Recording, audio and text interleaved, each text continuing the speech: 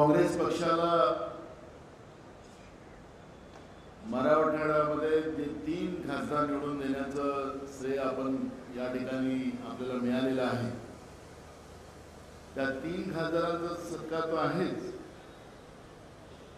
पण मराठवाड्यातील श्रेय जनतेचाही सुद्धा सन्मान या कार्यक्रमाच्या निमित्तानं आणि त्यांचा आभार व्यक्त करण्याचा हा कार्यक्रम या ठिकाणी आयोजित केला गेलेला आहे। मी सर्वप्रथम महाराष्ट्र काँग्रेस कमिटीचा अध्यक्ष म्हणून मराठवाड्याच्या जनतेचं मनापासून आभार मानतो की त्यांनी आम्हाला 3ही काँग्रेसचे जे नांदेड, जालना आणि लातूर अशा लोकसभेमध्ये काँग्रेसचे जे 3ही उमेदवार उभे झालेत त्यांना 100% आपण निवडून दिलं, त्याबद्दल मी आपल्या सगळ्यांचं मनापासून सुरुवातीलाच आभार व्यक्त करतो। माझा निशाणा होता की मराठवाड्यातून हे महायुतीची कीडच संपवून टाकायची, एक वासना। संभाजीनगरची तिकीट काँग्रेसने मागितली होती, ती काँग्रेसला मिळाली असेल तर ती पण आपण जिंकली असेल। 100% मराठवाडा आपण मुक्त करून टाकला असो, पण आजच्या या आमच्या खासदारांच्या सत्काराच्या कार्यक्रमाच्या निमित्तानं आणि शंख आमच्या हातात देऊन महाराष्ट्रामध्ये काँग्रेस आणि महाविकास आघाडीचं सरकार आणण्याचा संकल्प माझ्या राजकीय गुरु विलासराव देशमुखांच्या या कर्मभूमीमध्ये, जन्मभूमीमध्ये आज आम्ही सुरुवात केला, त्याचा शंकानाम केला। आणि मी तुम्हाला विश्वासानं सांगतो की महाराष्ट्रामध्ये काँग्रेसचा मोठा पक्ष राहणारच आहे, त्याला काही दुमत नाही, पण महाराष्ट्राच्या विधानसभेवर महाविकास आघाडीचं सरकार हे बहुमताने निवडून येणार, हे विश्वास तुम्हाला या ठिकाणी देतो। या कार्यक्रमाला उपस्थित झाले ज्यांचं मार्गदर्शन आम्हा सगळ्यांना सातत्याने लागतं, ज्यांचा संघटनेमध्ये NSI असेल, योग काँग्रेस असेल, प्रदेश काँग्रेस असेल, AICC असेल, मंत्रिमंडळात राज्याच्या मंत्रिमंडळात त्यांच्या राज्यातला अनुभव असेल, लोकसभेचा अनुभव असेल, असं प्रदीर्घ अनुभव असलेलं प्रभारी आपल्याला प्रभावी आम्हा सगळ्यांना जे मिळालेले आहेत ते आदरणीय रमेश चंद्र त्यांच्या अध्यक्षतेखाली हा कार्यक्रम होतोय, ते आमच्या सगळ्यांचे काका आणि दिलीपराव। आणि खरं तर मी आता चंद्रधला साहेबांना सांगत होतो की सगळी धुरा लातूर जिल्ह्याची ज्यांच्याकडे आहे आणि आमच्या अमितला आणि आमच्या धीरजला त्यांचा आणि आमचे हिरो रितेश त्यांच्यावर सातत्याने त्यांचा आशीर्वाद आहे, मायेचा आशीर्वाद आहे। ते आदरणीय दिलीपराव देशमुख साहेब या कार्यक्रमाला उपस्थित झालेले आमचे विधिमंडळातले नेते आणि आमचे सगळ्यांचे नेते सन्माननीय बाळासाहेब थोरात, विरोधी पक्षनेते विजय वडेट्टीवारजी, आदरणीय विधान परिषदेचे काँग्रेस पक्षाचे नेते सन्माननीय सतेज पाटील, आदरणीय आपले लोकप्रिय खासदार डॉक्टर शिवाजीराव काळेंगे, दुसरे आमचे लोकप्रिय नांदेडचे खासदार वसंतराव चव्हाण साहेब, आमचे जालन्याचे लोकप्रिय खासदार सन्माननीय डॉक्टर कल्याण काळे साहेब। आम्ही 2 डॉक्टर पाठवलेले आहेत, आता इलाजच करायचा आपल्याला फक्त। आदरणीय आणि खरे डॉक्टर तर वसंतराव चव्हाण आहे, त्यांनी अशा बिमारीला काढून टाकलं तिथून, ती बिमारी आमच्या लातूरलाही कायम लागायची। आदरणीय या कार्यक्रमाला उपस्थित झाले आपल्या सगळ्यांचे नेते अमित देशमुख साहेब, धीरज देशमुख साहेब, आदरणीय अल्पसंख्याक सेलचे महाराष्ट्राचे अध्यक्ष माजी आमदार वजाद मिर्जाजी, युवक काँग्रेसचे अध्यक्ष कुणाल पाटील, आमचे महाराष्ट्र प्रदेश काँग्रेसचे संघटन महासचिव नाना गावंडेजी, जिल्हा काँग्रेस कमिटीचे अध्यक्ष श्री शेल उर्दोगेजी, शहर काँग्रेसचे अध्यक्ष किरणजी, महिला काँग्रेसचे अध्यक्ष, युवक काँग्रेस म्हणजे फ्रंटल काँग्रेसचे सगळे पदाधिकारी, विशेष करून मी लातूर पॅटर्न तर अनेक आहे, मग अशी आमच्या धीरजनी पण त्याचा उल्लेख केला, शिक्षणातला धीरज आमचा लातूर पॅटर्न आहे. पण काँग्रेसच्या संघटनेमध्ये सुद्धा आम्ही जो संघटनात्मक जो पॅटर्न तयार केलेला आहे महाराष्ट्रामध्ये कुठेही नाही. ज्या पद्धतीनं सेलमध्ये जवळपास 39 सेल महाराष्ट्र प्रदेश काँग्रेसच्या वतीनं AICच्या वतीनं आम्ही जे निर्माण केलेले आहे त्याचं खरं काम अगर कुठल्या जिल्ह्यात असेल तर ते आमच्या लातूरमध्ये आहे. आणि म्हणून सेलचे सगळे अध्यक्ष, त्यांचे सगळे पदाधिकारी, उपस्थित माझ्या माता बहिणी, आमचे सगळे युवक मित्र, वडीलधारी मंडळी आणि पत्रकार बंधू, खरं तर मगाशी अमित भैयाचं थोडी गाडी नांदेडकडे थांबली. आता आपल्याला काही अडचण नाही, आता नांदेडला पण आपण गाडी घेऊन जाऊ, कारण की मराठवाडाच हा काँग्रेसचा आहे हे या ठिकाणी सिद्ध झालेलं आहे. त्यामुळे त्या नांदेडच्या गाडीमध्ये आता हे गडबड करणारी लोक नाही बसवायची, चांगली लोक बसवायची, गाडी स्वच्छ आणि सुंदर असली पाहिजे. आमचं नांदेड स्वच्छ ठेवायचं, सुंदर ठेवायचं, ही आमची सगळ्यांची जबाबदारी. मला आठवतं मी विलासराव साहेबांबरोबर काम करत असताना ते म्हणायचे नाही ते माझ्या गुरुचं शहर आहे, माझं त्यांचा जिल्हा आहे, त्या जिल्ह्याला मी काही कमी पडू देणार नाही. काही कुजबूज राहायची खाली, त्या मंत्रिमंडळाचे काही लोक होते, पण ते म्हणले नाही, आपल्याला नांदेडला न्याय देण्याची जबाबदारी आमची आहे, असं ते सातत्यानं विलासरावजी म्हणायचे. आणि म्हणून अमित भैया आपण विलासरावांचा वारसा लाभवत आहे, त्याच्यामुळे नांदेडलाही सुद्धा आपण गाडी घेऊन जाऊ, पण स्वच्छ नांदेड आपण ठेवू, एवढं आपण त्या ठिकाणी लक्षात घेतलं पाहिजे. खरं तर महाराष्ट्रातलं जे सरकार आहे आणि मोदींचं सरकार जे देशात आहे ते चुकून आलेलं सरकार मोदीचं. आता ते चुकून आलेलं सरकार आहे आणि राहुलजी ज्या पद्धतीनं विरोधी पक्षाची भूमिका त्या ठिकाणी निभवत आहे तो संपूर्ण देश बघतोय. आता तर लोक जे लोकांनी राहुल गांधींच्या नेतृत्वावर काही लोकांना अडचण होती, पण आता त्यांनाही वाटतं की आमचं चुकलं. खरं तर देशाचे प्रधानमंत्री राहुल गांधीच व्हायला पाहिजे होते आणि मोदी हे काही आता प्रधानमंत्रीचं कामाचे राहिले नाही, अशा पद्धतीची भूमिका देश पातळीवर आता सगळीकडे सुरू झालेली आहे. पण आपण महाराष्ट्रामध्ये पाहिलं तर महाराष्ट्रातलं जे सरकार आहे हे खरं तर भाजप आणि RSSचं कंट्रोलचं सरकार आहे. एकनाथ शिंदे हा फक्त चेहरा, मुकुट आहे. मराठ्यांच्या आरक्षणाची लढाई असेल, OBCच्या आरक्षणाची लढाई असेल, धनगर आरक्षणाची लढाई असेल, या लढाईमध्ये आपण पाहिलं की शिंदेनी एकदा विधानसभेमध्ये मी आणि अमित भैया, धीरज भैया आम्ही उभे होतो आणि एकनाथ शिंदे सगळं आमच्याकडे आले. मी भैयाला सांगत होतो की एकनाथ शिंदे बरोबर आपल्याकडेच येणार. अमित भैया म्हणले असं काही होऊ शकत नाही, तो ते तिकडे दुसरं काम असेल. मी म्हटलं बरोबर आपल्याकडे येईल आणि आला. मी त्यांना सांगितलं की हे महाराष्ट्रात जे चाललेलं आहे ते काही बरोबर चाललेलं नाही. आणि एकनाथ शिंदेनी सरळ सांगितलं की तो आमचा कार्यकर्ता आहे, जरांगेंना कार्यकर्ता सांगत होते, ते आपण पाहिलं असेल व्हिडिओ. आणि त्याच्यामध्ये त्यांनी सांगितलं की आता त्याचा कार्यक्रम असं केलं, त्यांनी कसं केलं, असं करेक्ट कार्यक्रम करणार. कोणाचा करे, जरांगे पाटलांचा. कोणी म्हटलं, कोणी म्हटलं, एकनाथ शिंदेनी म्हटलं. आता मला सांगा मी मुकुट आहे असं म्हटलं तर काय चुकलं का? आता या वाक्यावरून आपल्याला स्पष्ट होतं ना की ज्या काही भावना घेऊन एकनाथ जरांगे पाटील लढतात आहे, मराठा समाज त्यांच्या पाठीशी उभा आहे असं आपण पाहतो आहे.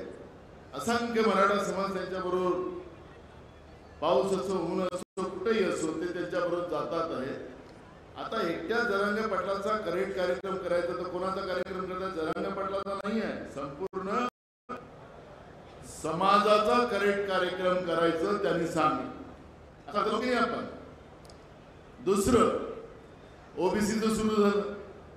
त्याला या मंत्रिमंडळातले यांच्या मंत्र्यातले अर्धे मंत्री तिकडे जातात आणि अर्धे मंत्री इकडे येतात आणि मग म्हणतात की विरोधी पक्ष काहीच बोलत नाही. मी बाळासाहेब आमचे विजय वडेट्टीवार साहेब पृथ्वीराज चव्हाण साहेब आम्ही त्या मीटिंगमध्ये गेलो. आम्ही त्यांना आमची भूमिका स्पष्ट करून सांगितली की आम्हाला काही नाही, कोणाच्या तोंडातला घास हिसकून कोणाला देऊ नका एवढंच आमचं म्हणणं आहे. त्यांचं सरकारनेच भूमिका ठेवली. आम्ही तुमच्या याच्याशी आमचं समर्थन असं आम्ही सांगितलं. त्याच्यानंतर तुम्ही देतच नाही, तुम्हीच गुलाल उडवला. गुलाल कोणी उडवला? यांनी उडवला. यांनी गुलाल उडवला. आम्हाला काय झालं, कशासाठी गुलाल उडवलं ते विरोधी पक्षाला नाही सांगितलं. जसं आता वडेट्टीवार साहेबांनी सांगितलं की ते जमीन विकतात आहे, 10 लाख कोटीच्या वर कर्ज या महाराष्ट्रावर केलं. कशासाठी कर्ज घेतलं ते आम्हाला नाही सांगितलं. म्हणजे सगळे पाप महाराष्ट्र विकायचं आणि गुजरात धार्जनी करायचं ते सगळं चालू आहे.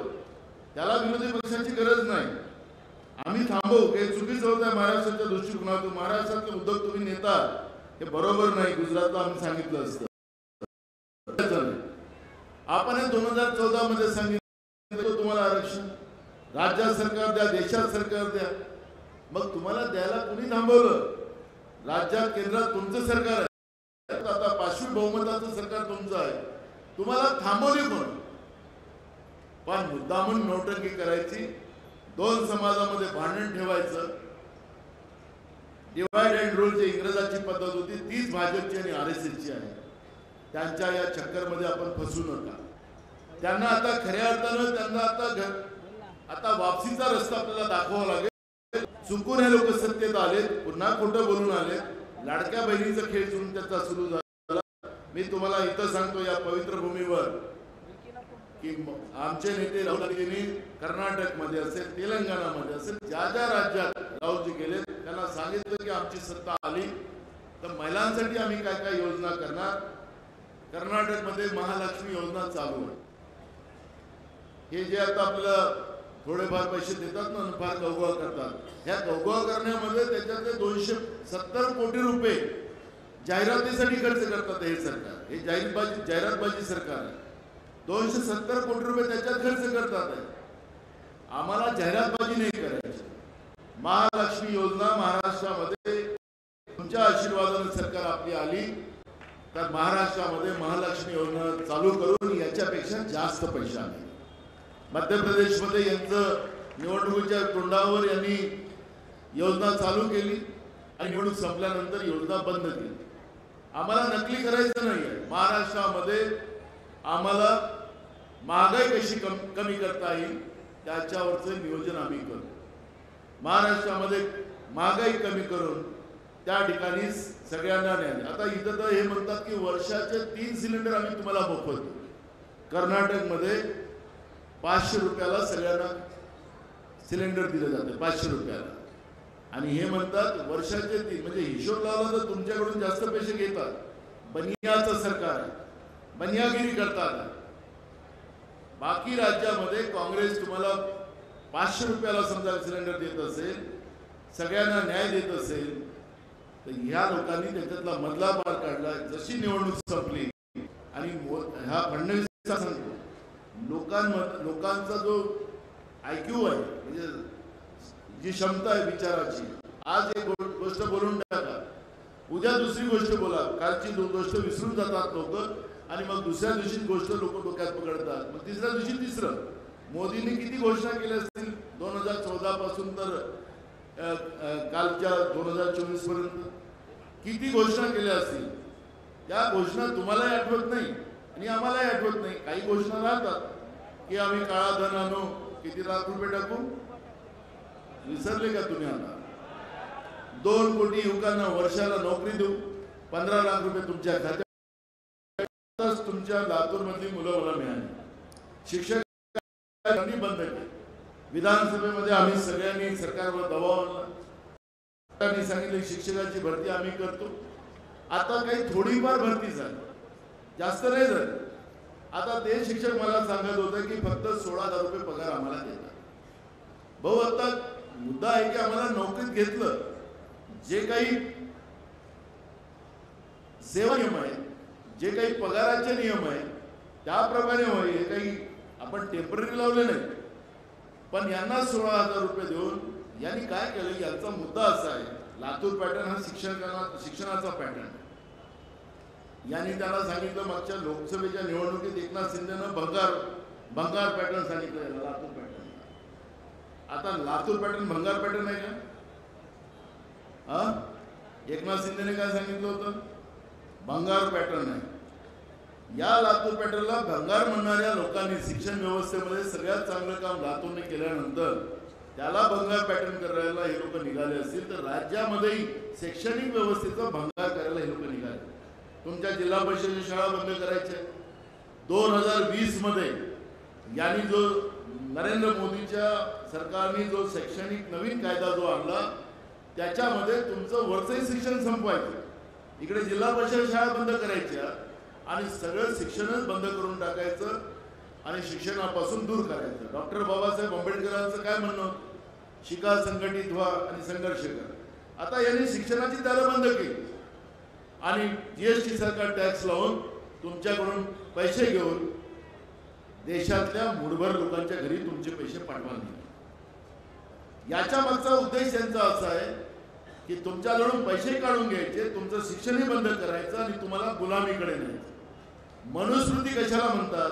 मनुस्मृतीचं थोडक्यात उत्तर आपण पाहिलं, त्याचा अर्थ असा लावला की माणसं शिक्षणापासून दूर झाली आणि पैसा नाही राहिला तर तो गुलामीकडे जातं, त्याला मनुस्मृती म्हणतात.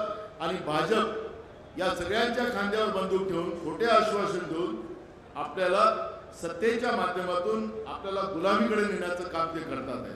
मग आपल्याला गुलामीकडे जायचं की आपल्याला या स्वतंत्र भारतामध्ये जे शाहू फुले आंबेडकरांनी आणि बाबासाहेब आंबेडकरांनी जे संविधानामध्ये आपल्याला अधिकार दिले ते आपल्याला कायम ठेवायचे की यांच्या मनुवादी व्यवस्थेमध्ये जायचं, हे ठरवण्याचं काम तुम्हा आम्हाला सगळ्यांना करायचं. आणि म्हणून मी आपल्या सगळ्यांना या निमित्तानं सांगतो की ही जी विधानसभेची निवडणूक आहे ही आपल्या सगळ्यांसाठी आणि महाराष्ट्राच्या स्वाभिमानाची निवडणूक आहे. महाराष्ट्राचं स्वाभिमान गुजरातला नेऊन पोहोचवण्याचं काम या आताच्या असलेल्या सत्तेने केलं. या छत्रपती शिवाजी महाराजांच्या महाराष्ट्रामध्ये शिवाजी महाराज गुजरातमध्ये बसलेल्या व्यवस्थेला ठोकायचे आणि महाराष्ट्राला संपूर्ण शक्तिमान बनवण्याचं काम छत्रपती शिवाजी महाराज करत होते. पण आज फडणवीस सांगतो की यांना सगळ्यांना ठोकून काढा. काय सांगतो फडणवीस? परवा पुण्यामध्ये तो काय सांगत होता माहित आहे? ठोकून काढा सगळ्यांना. राज्याचा गृहमंत्री आहे. म्हणजे तुम्हाला आता ते एवढे घाबरले की यांना मारा. आणि ही मारायची व्यवस्था राज्याच्या संविधानिक पदावर बसलेला माणूस, अगर गृहमंत्री पदाच्या पदावर बसलेला माणूस या पद्धतीचं जेव्हा बोलतो तर त्यांच्या पायाखालची किती वाळू सरकली याचा अंदाज त्या ठिकाणी लागतो. आणि म्हणून मी तुम्हाला सगळ्यांना या ठिकाणी आवाहन करतो आहे, सोशल मीडिया असेल, प्रिंट मीडिया असेल, इलेक्ट्रॉनिक मीडिया असेल, सोशल मीडियावर जे तुम्ही मी काही बोललो नाही, अमित भैया काही बोलले नाही, विजय वडेट्टीवार काही बोलले नाही, ते पण सोशल मीडियावर टाकतील आणि लोकांमध्ये बिघडवण्याचं भडकवण्याचं काम हे लोक करू शकतात. आता एक घटना झाली, आता आम्ही परवा त्यांच्यावर गुन्हे दाखल केले. सांगायचं तात्पर्य असं की आता माउथ कॅन्व्हसिंग, जसं मला आठवतं की या लोकसभेमध्ये ज्या 5 गॅरंटी आदरणीय मल्लिकार्जुन खरगे साहेब आणि राहुल गांधीजींनी आपल्याला दिलेल्या होत्या, त्या 5 गॅरंटी आपण प्रत्येकाच्या घरापर्यंत पोहोचवल्या. लातूर जिल्ह्यामध्ये ते प्रामाणिकपणे काम झालं, याचा रिपोर्ट माझ्याजवळ आहे. म्हणून मी या ठिकाणी सांगतो, लोकांच्या घरापर्यंत जाऊन आपल्याला हे सांगावं लागेल. आणि त्या माध्यमातून काँग्रेस पक्ष आणि महाविकास आघाडी या महाराष्ट्रामध्ये महाराष्ट्राच्या शेतकऱ्यांसाठी, महाराष्ट्राच्या तरुणांसाठी, महाराष्ट्राच्या गरिबांसाठी आणि महाराष्ट्राच्या स्वाभिमानासाठी काय उपाययोजना करणार त्याची भूमिका आम्ही त्याच्यामधून मांडणार आहोत. थोड्या दिवसात आम्ही शरद पवार साहेब असतील, उद्धव ठाकरे साहेब असतील, आम्ही बसून त्याच्यामध्ये निर्णयामध्ये येऊ. जागा वाटपाचा जो इश्यू आहे तोही एकदम क्लॅरिटीनं होईल, कारण की ज्या ठिकाणी ज्या पक्षाची ताकद असेल त्या पद्धतीचा निर्णय करण्याचा निर्णय आम्ही करणार आहोत. त्याच्यामुळे आगे बढो आपण जे चाललेलं आहे बिल्कुल आगे बढ़ना है, अपने को वहाँ पे रुकना नहीं है। पण मला असं वाटतं की आज वैचारिक व्यवस्थेच्या आधारावर, कारण की महाराष्ट्र हे वैचारिक व्यवस्थेचा महाराष्ट्र आहे आणि या वैचारिक व्यवस्थेला संपवण्याचं जाणून-बुजून जे बीजेपी प्रयत्न करताय, एकनाथ शिंदे असतील, अजित पवार असतील, आता त्यांना तर गुलाबीच जॅकेट घालून टाकलेलं आहे। कशासाठी घातलं कोणाला कळायलाच कारण नाही। पण मी तुम्हाला सांगतो, पण जाहिरातीमध्ये तुमच्या कामाचा पैसा खर्च करून तुमची दिशाभूल करण्याचं काम हे जे लोक करतात आहेत, याच्यावर लक्ष ठेवून आपल्याला राहायचं आहे। काही आपले मतविभाजन करणाऱ्याही पार्ट्या उभ्या होतील, त्याला काही शंका तुमच्या आणि माझ्या मनात राहायलाच काही कारण नाही। पण आपलं मतदान हे विभाजित होता कामा नये याची काळजी आपल्याला सगळ्यांना घ्यावी लागेल। महाराष्ट्रामध्ये जे काही आता सर्वे रिपोर्ट येतात आहेत, जे काही एजन्सीचे रिपोर्ट येतात आहेत, त्या रिपोर्टमध्ये एकदम क्लिअर असं आहे, आजपासून अजून आपल्या जागा वाढतील। त्याच्यामध्ये असं आहे की ही जी भाजप आणि त्यांची जी पिलावड आहे दोन, ही 100च्या आत, 288 मध्ये 100च्या आत हे राहतील आणि महाविकास आघाडी आपण जवळपास 180 म्हणजे जवळपास तो आकडा आपण पार करू अशा पद्धतीची स्थिती आज एजन्सीच्या रिपोर्टमध्ये आहे। मी लातूरच्या पत्रकाराला जाणूनपूर्वक सांगणार आहे, कारण की आमचे लातूरचे पत्रकार फार हुशार आहे आणि तुमची बातमी खरं तर मी महाराष्ट्रात वाचतो, मी तुम्हाला मुद्दाम सांगतोय, प्रिंट मीडियावर, हे इलेक्ट्रॉनिक तर चालत राहतं दिवस रात्र। पण मी तुम्हाला सांगतो की हा आकडा मी इथं सांगतोय, हा एजन्सीचा आकडा आहे आणि महाराष्ट्रामध्ये परिवर्तनाची लाट सुरू झालेली आहे, हे तुम्हा आम्हाला कोणाला नाकारता येणार। आणि म्हणून मी तुम्हाला सगळ्यांना या निमित्तानं विश्वास देतो की आपण जिंकतोय। याचा अर्थ असा नाही की आपल्याला आता घरी बसूनच आपण जिंकू, असं नाही। आपल्याला प्रत्येक बूथवर आपल्याला लक्ष ठेवावं लागेल। मी या निवडणुकीमध्ये सगळे बूथ, लातूर लोकसभेचे, नांदेड लोकसभेचे, जालना लोकसभेच्या सगळ्या बूथला मी स्वतः लक्ष घातलेलं आहे। त्या भागात कोण कोण नेता राहतो, मग तो सेलचा असो, फ्रंटलचा असो किंवा पॅरेंट काँग्रेसचा नेता असो, तो कोण कोण त्या भागात राहतो त्याला मी आयडेंटिफाय केलेलं आहे आणि त्या पद्धतीनं त्या भागातल्या नेत्यांनी जिथं जिथं कमी आहे त्यांना मी सगळ्यांना सूचना देणार आहे। आता एवढ्या जाहीर सभेत नाही, मीटिंगमध्ये देऊ, पण मी तुम्हाला सांगतो की ते बरोबर नाही। आपण ज्या भागात राहतो त्या भागामधला बूथ आपला जिंकलाच पाहिजे, ही ताकद आपल्याला सगळ्यांना लावावी लागेल। जी लोक जमिनीवर काम करतात, सामान्य कार्यकर्त्याच्या भावना काय असतात की मी का नेहमी दऱ्या उचलू, मला काहीच मिळणार नाही। मी तुम्हाला आता प्रदेश काँग्रेसचा अध्यक्ष म्हणून या ठिकाणी सांगतो की जे बूथ आणि त्या ज्या भागामध्ये आपले लोक आहेत ते काम करतात जमिनीवर आणि ते बूथ पुढे राहतात, त्या कार्यकर्त्याला पुढच्या काळात पंचायत समिती असेल, जिल्हा परिषद असेल, नगरपालिका असेल, महानगरपालिका असेल, त्याला संधी देण्याचा निर्णय आम्ही घेतलेला आहे। आणि हे संधी देत असताना एक गोष्ट निष्ठावान, त्याला निष्ठावान देतो। बूथवर जो जिंकेल तोच निष्ठावान, त्याला आता दुसरं थर्मामीटर नाही आहे, जो बूथवर जिंकेल तोच निष्ठावान। नाही तर मी निष्ठावान कडक कपडे घातला निष्ठावान, तो निष्ठावान नाही, बूथवर जिंकणारा निष्ठावान। बरोबर, मान्य ना? पण दुसरं मी तुम्हाला एक गोष्ट सांगतो, एक गोष्टीचं ते लक्षात ठेवलं पाहिजे की महाराष्ट्रामध्ये गेल्या 3 वर्षापासून स्थानिक स्वराज्य संस्थेच्या निवडणुका झाल्या का? नगरपालिका झाली, जिल्हा परिषद पंचायत समिती झाली, महानगरपालिका झाली नाही।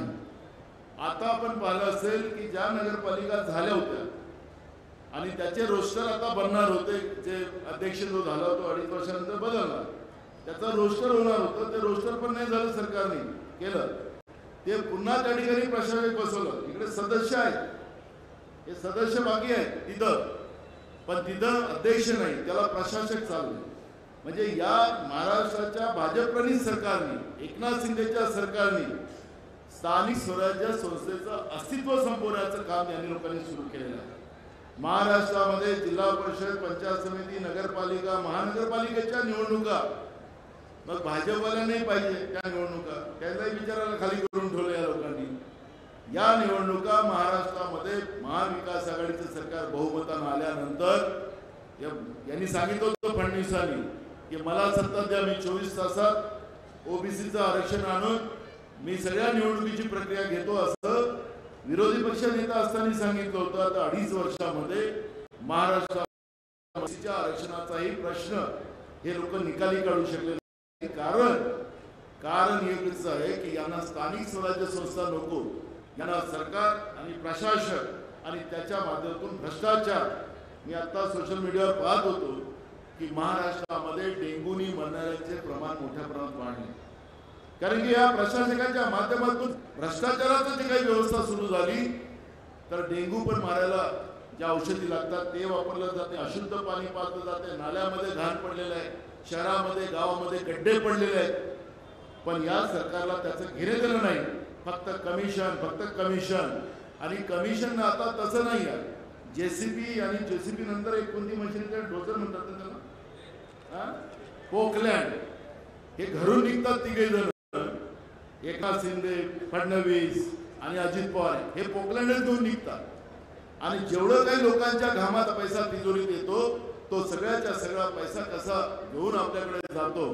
आणि म्हणून जॅकेट वेगळं, एकाचा कपडा वेगळा, असं हे तिरंग, हे जे आहे बेरंगी जो विषू, तिरंग्याचा अपमान नाही, तिरंगा नाही म्हणून, हे बेरंगी लोक जे आज सत्तेमध्ये बसलेले आहेत त्याचे परिणाम आपल्याला पाहायला मिळतात. महाराष्ट्रामध्ये या स्थानिक स्वराज्य संस्थेच्या निवडणुका आपल्याला सगळ्यांना अपेक्षित असेल तर महाविकास आघाडी सत्तेत आल्याबरोबर तातडीनं या निवडणुका लावण्याचाही प्रण मी या ठिकाणीतून तुम्हाला व्यक्त करतो. महाराष्ट्राच्याही सगळ्या कारण की स्थानिक पातळीवर कार्यकर्त्यांना सगळ्यांना इच्छा असते. मला पण पंचायत समिती, जिल्हा परिषद, मला नगरपालिका, महानगरपालिकेत आहे, पण यांनी सगळी ती व्यवस्था बंद करून टाकली. आणि म्हणून या सगळ्या व्यवस्थेमधला बदल या महाराष्ट्रामध्ये जनतेला अपेक्षित आहे. आणि त्या दृष्टिकोनातून ताकदीनं, एकदम सुस्त राहून नाही, हे तर भलतेच आता कुठले सोंग करून येतात आणि काय भिरूड म्हणून काय म्हटलं होतं ते अजित पवार काहीतरी आली होती ती बातमीमध्ये, काय बनवून आला होता दिल्लीमध्ये. आणि आमच्या देवेंद्र फडणवीसांच्या मिसेस तर सांगतात की देवेंद्र हा ड्रेस बदलून जायचा, अशा त्या सांगत होत्या. आणि अजित पवारांनी वेगळं सांगितलं. आणि अजित पवार तर विमानाने गेला तर तो ए पवार काय तिकीटा पण त्याचं झालं, नाव बदलून गेलं म्हणजे काय चाललं. म्हणजे ही परिस्थिती या भारूड लोकांच्या या पद्धतीचं हे नकली लोक, ही नकली व्यवस्था जी आहे, सोंग करणारी व्यवस्था आहे, त्या व्यवस्थेला उखडून फेकण्याची जबाबदारी आपली सगळ्यांची आहे. मला विश्वास आहे की हा आवाज महाराष्ट्रातल्या सगळ्या जनसामान्यांच्या पर्यंत पोहोचेल. आणि महाराष्ट्रामध्ये मी मगाशी जो आकडा सांगितला की 185 जागा आज आपल्याला दाखवत आहेत, त्याच्यापेक्षा जास्त जागा महाराष्ट्रामध्ये महाविकास आघाडीला मिळेल याच्यामध्ये मला दुमत नाही. आणि मी तुमच्या भरोशावर, तुमच्या शक्तीच्या आधारावर मी जाणीवपूर्वक ही हे वक्तव्य करतोय. आणि मला विश्वास आहे की तुम्ही ताकदीनं लागून या सगळ्या जागा निवडून आणण्यामध्ये यशस्वी व्हाल. पुढच्या निवडणुकीमध्ये लातूर जिल्ह्यात, बीड जिल्हा आणि अजून एक कुठला जिल्हा बोललो, धाराशिव, हे 3 जिल्हे या ठिकाणी आलेले आहेत. तिन्ही जिल्ह्याच्या लोकांना सांगतो की जसा आता एक वाचला आपला संभाजीनगरचा, तसाही एकही वाचला नाही पाहिजे, एकही सिग्नल नाही वाचला पाहिजे. यांना सगळं बुडासकड जोडून फेकायचं. बुडासकड हे दुसऱ्यांदा वापरलं नाही पाहिजे, हे दुसऱ्यांदा वापरलं नाही पाहिजे. हे बुडासकड उडून फेकण्याची व्यवस्था आहे. काँग्रेस मुक्त करायला निघाला तर यांचंच काय मुक्त करून टाकला. एकदा कांदा उडून फेकला तर कमळ वापरत नाही, मग नाही वापर, याचा बुडासकड कांदा उडून फेका म्हणजे हे दुसऱ्यांदा उगवणार नाही, अशी व्यवस्था करा. एवढंच आवाहन मी या ठिकाणी करतो. मी पुन्हा आपल्या सगळ्यांना आणि आपल्या तिन्ही खासदारांना मनापासून शुभेच्छा देतो. आणि मराठवाड्याच्या विकासामध्ये सगळ्यात मोठं योगदान आमच्या काँग्रेसच्या तिन्ही खासदारांमध्ये निर्माण व्हावं. आज जालन्यापासून जळगाव अशी रेल्वे लाईनला मंजुरी मिळाली. मी कल्याण काळेंना मी या ठिकाणी त्यांचं अभिनंदन करेन की त्यांनी लोकसभेमध्ये जाऊन पहिला आवाज जालना ते जळगाव अशा रेल्वेचा आवाज उचलला आणि त्याला मान्यता केंद्रीय सरकारने दिली. म्हणून मी कल्याण काळेचं मी मनापासून अभिनंदन करतो.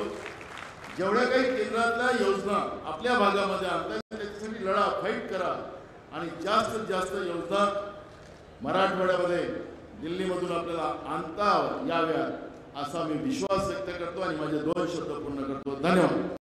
धन्यवाद साहेब. यानंतर 2 वक्त्यांची भाषणे होतील.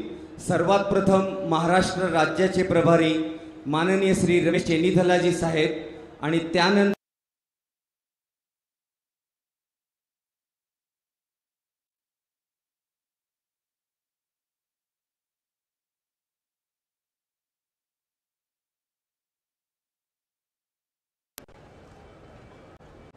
महाराष्ट्र प्रदेश कांग्रेस कमेटी के अध्यक्ष नाना पटोले जी, सीएलपी लीडर बाला साहब गौरव जी,